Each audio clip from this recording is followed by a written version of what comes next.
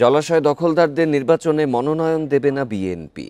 ক্ষমতায় গেলে গাছ লাগাবে ৩০ কোটি। ফিরিয়ে আনা হবে জিয়াউর রহমানের খাল খনন প্রকল্প।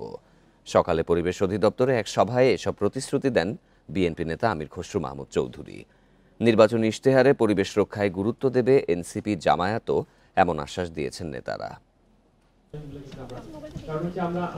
পরিবেশ রক্ষায় কতটা তৎপর রাজনৈতিক দলগুলো, কি থাকছে তাদের নির্বাচনী ইশতেহারে, এসব নিয়ে আলোচনা সভা আয়োজন করে রোড টু গ্রিন ম্যানিফেস্টো। অংশ নেন বিএনপি, এনসিপি ও জামাত সহ কয়েকটি দলের নেতারা। আলোচনায় উঠে আসে খাল, বিল ও নদী দখলের চিত্র। আন্তঃসীমানা পানি বন্টন চুক্তির পুনর্বিবেচনার দাবিও তোলা হয়।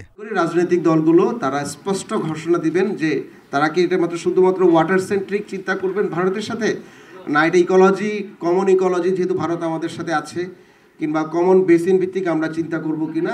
কার্যকর বাংলাদেশের পরিবেশ সৃষ্টি করতে হবে, যেখানে একটা কুকুর ছানা থেকে শুরু করে একটা মানুষ, একটা আমাদের ফিজিক্যাল ডিজেবল চাইল্ড, সবার জন্য যেরকম পরিবেশ থাকলে একটা সুন্দর রাষ্ট্র হবে, সেরকম একটা পরিবেশ চাই আমরা। জলাশয়ের দখলদারদের আগামী নির্বাচনে প্রার্থী না করার আশ্বাস দেন বিএনপি স্থায়ী কমিটির সদস্য আমির খসরু মাহমুদ চৌধুরী।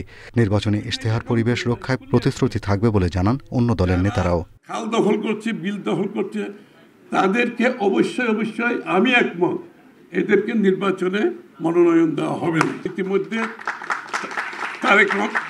তারেক রহমান সাহেব কিন্তু 30 কোটি গাছ লাগানোর নির্দেশ দিয়েছেন, 30 কোটি। অন্যদিকে আমরা একটা প্রজেক্ট নিয়েছি, সেটা হচ্ছে খাল খনন। আপনি জিয়া রহমান সাহেবের এই প্রজেক্টটা খাল খনন মানে সমস্ত বাংলাদেশে খাল খনন। মিনিমাম কিছু নমুনা উপস্থাপন করতে হবে যে আমার দল, আমার নেতা কর্মীরা এই বিষয়ে দায়িত্বশীল, তাদের মধ্যে জবাবদিহিতা আছে, অ্যাকাউন্টেবিলিটি আছে, তারা জনগণের মুখোমুখি হতে চান।